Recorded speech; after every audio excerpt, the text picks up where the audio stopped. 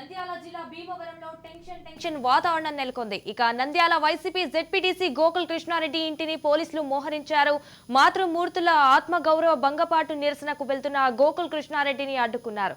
నిరసనకు పర్మిషన్ లేదంటూ పోలీసులు గోకుల్ కృష్ణారెడ్డిని ఇంటిని ముట్టడించారు. ఇదెక్కడి న్యాయం అంటున్న జెడ్పీటీసీ గోకుల్ కృష్ణారెడ్డి పోలీసులతో వాగ్వాదానికి దిగారు.